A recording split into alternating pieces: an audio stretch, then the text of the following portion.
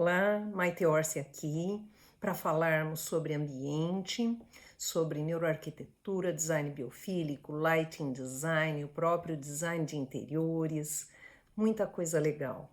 Então, hoje eu trago um assunto que é muito interessante, que, segundo o Feng Shui, nós temos uma posição que devemos evitar a todo custo no quarto, que é chamada posição de morte. É muito sério, né?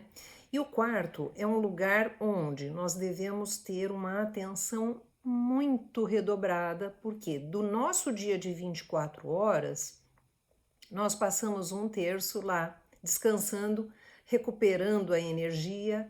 Então, nós precisamos ter este assunto muito bem resolvido.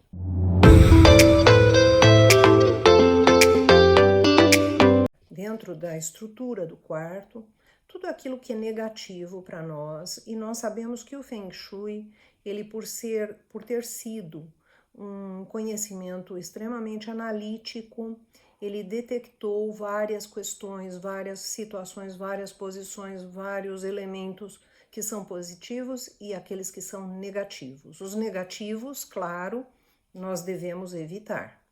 E aí, essa questão, ela atinge não só a posição da cama, como o formato, como a situação, por exemplo, da colocação de espelhos, e tudo isso visando a nossa segurança inconsciente, o nosso bem-estar, um bom repouso e a recarga de energia que é o fundamento do nosso quarto, do quarto das crianças, do quarto de, enfim, de todos. Então nós precisamos ter essa observação e corrigir esses detalhes. Então vamos a eles. O primeiro é não termos elementos pesados ou ressaltos ou vigas sobre a nossa cabeça ao deitar.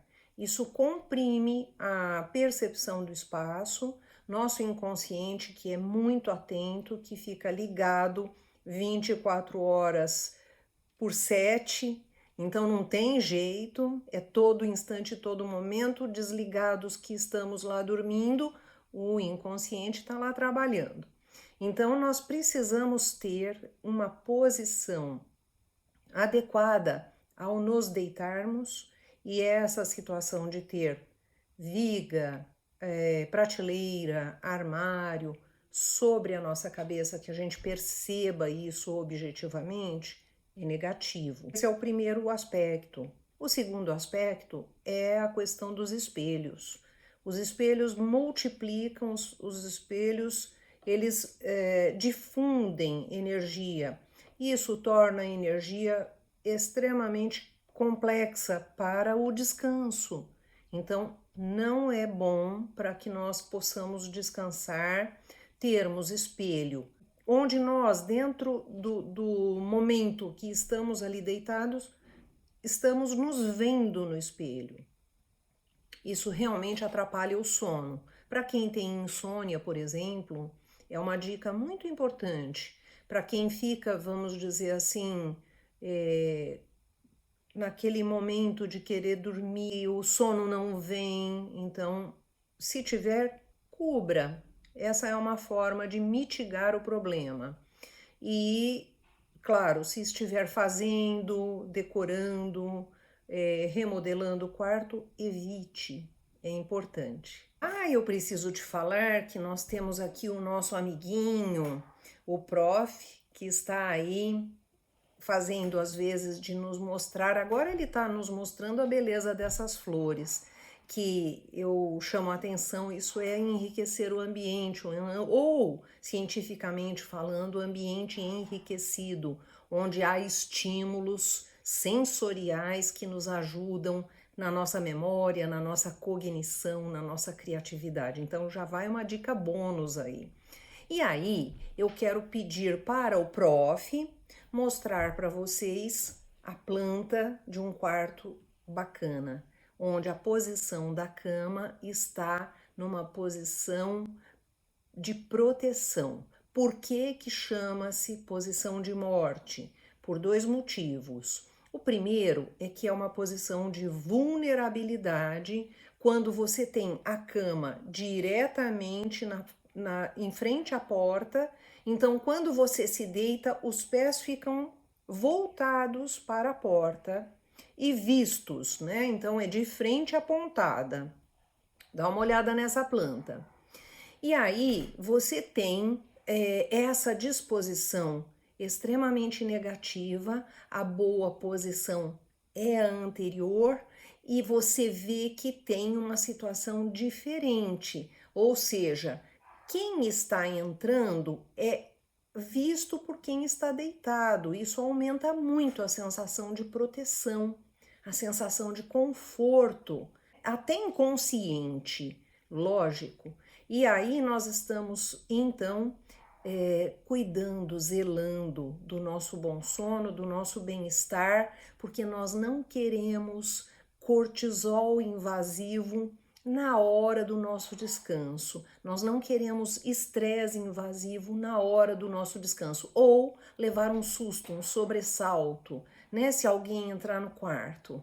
E essa situação de controle, se você tem então a cama bem posicionada, ou de descontrole, se ela está de frente à porta, vão fazer toda a diferença.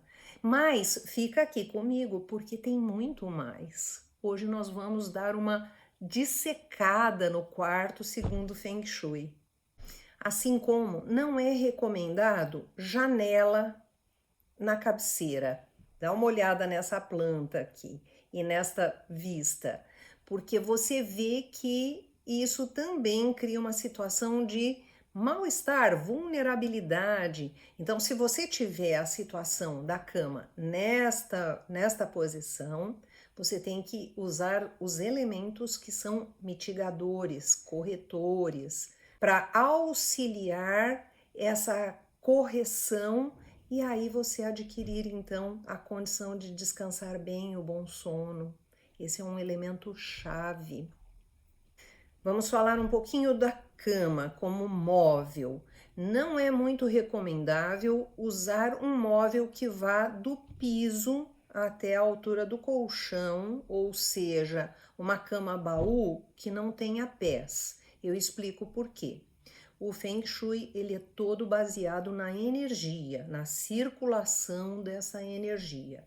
E quando nós temos móveis que ficam ancorados no chão, eles têm um peso muito maior, porque a energia não circula do piso para eles. Então, isso torna aquele espaço estagnado, aquele espaço sem a vibração de energia, sem renovação de energia. Isso é negativo.